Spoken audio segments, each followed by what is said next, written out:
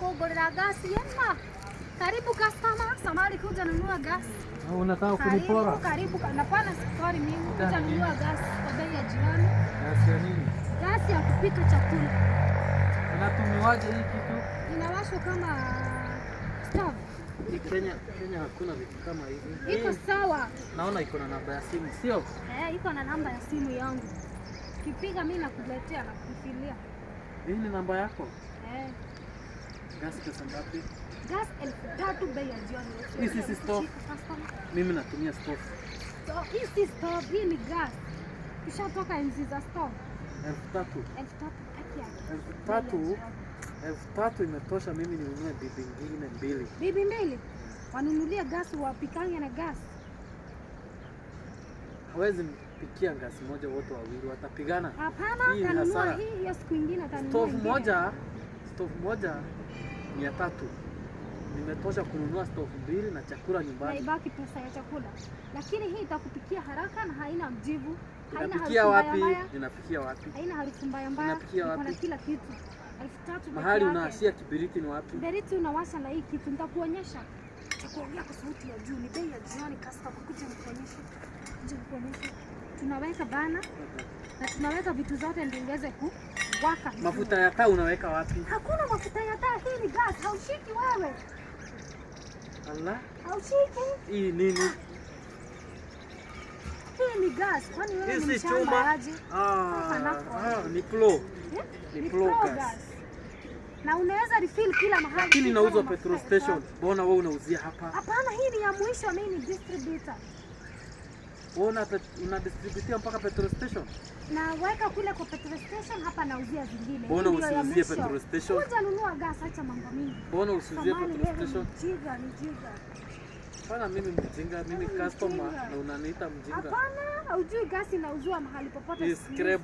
Serikali ya Kenya. Bei nzuri ya jioni. Serikali ya Kenya imekataa scraps na hii hapa ni scrap. Mbona unauzia hapa? Ina gas ndani. Iko na gas ndani. Inapika miezi ngapi?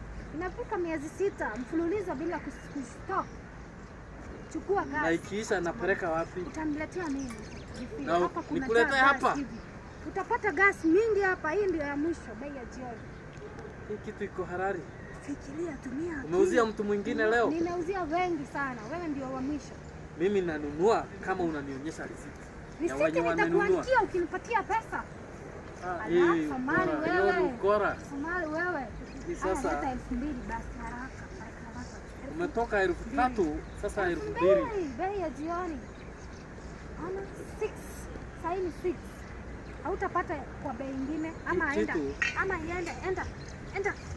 Pana, angalia. Si nienda nikuje na bibi yangu umfunze kutumia. Akijua yeye achukue na pesa yake. Kwani wewe hawezi mfunza? Mimi hii kitu ni ya dhamana. Hii hata si ni wewe unauza, wewe ni mwanamke. Yeye ndiye anajua hii maneno. Sisi tunafikiria kazi ya mifugo, kazi ya kuendelea maisha. Enda nyumbani kapikiwa na bibi yako. Enda.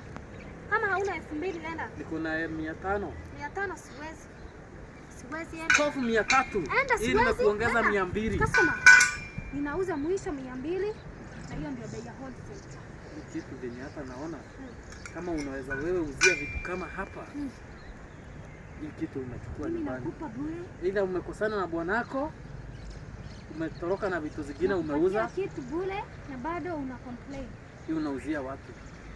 Rudisha vitu kwa mzee yako. Hii kitu usipurudisha. Enda.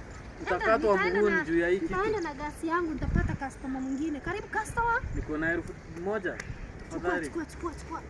Leta pesa. 1,000? 700.